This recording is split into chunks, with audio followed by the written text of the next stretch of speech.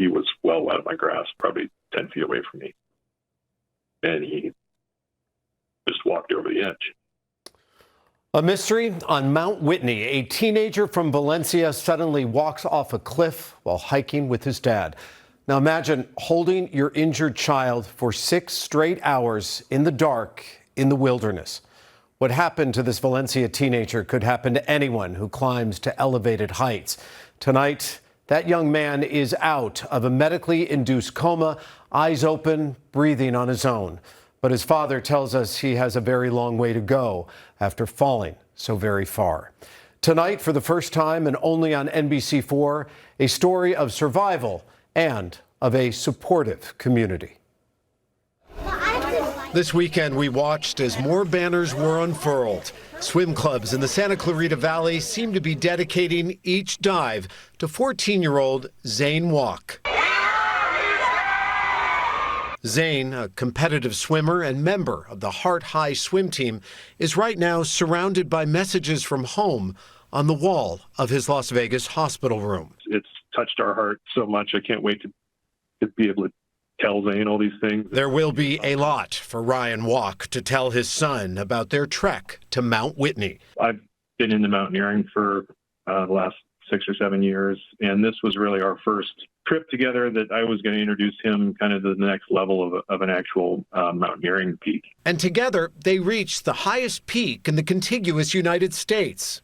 No problem. He actually did phenomenal. But in hour 19, during their descent, Zane began behaving erratically. And he said, Dad, I'm hallucinating. So you see all those little snow things, spots down there, snow fields, they look like snowmen. Or the Green Lakes over there, it kind of looks like Kermit the Frog and his friends, where he's hallucinating and I can't get him to hike down. I don't know what to do. What was wrong with Zane? Sounds like altitude sickness based upon his presentation.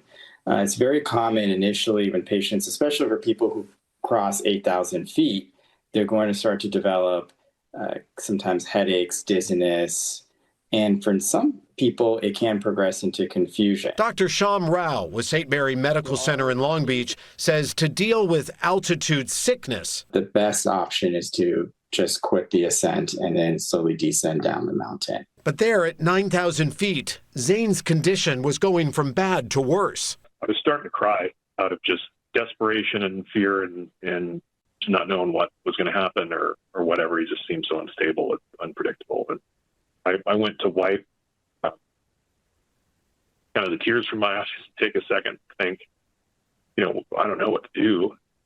And he just walked over the edge like he was walking to the car. I just screamed. I was certain he had died. I didn't know how you could survive that. This is video of Inyo County Search and Rescue and a CHP Apple Valley Air Unit heading to Mount Whitney to find the critically injured teenager who fell 120 feet onto solid granite. And while they waited, my job was to hold him and keep him warm. There on the ground, a father held his son as the hours ticked by. Then it got dark, and then it got pitch black, and then it got cold. We were there for about 6 hours before search and rescue came. AJ, we have lifted with patient and father en route. En route to the closest pediatric trauma center. That was June 10th.